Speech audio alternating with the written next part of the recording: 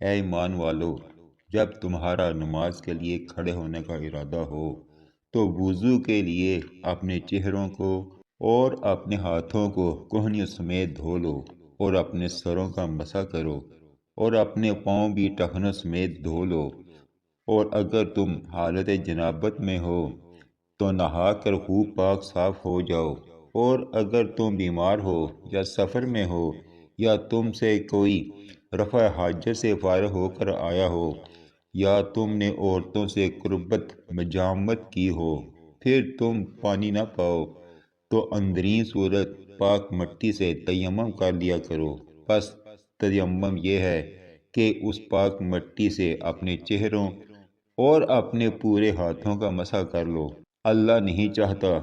کہ وہ تمہارے اوپر کسی قسم کی سختی کرے، لیکن وہ یہ چاہتا ہے کہ تمہیں پاک کر دے اور تم پر اپنی نعمت پوری کر دے تاکہ تم شکر گزار بن جاؤ۔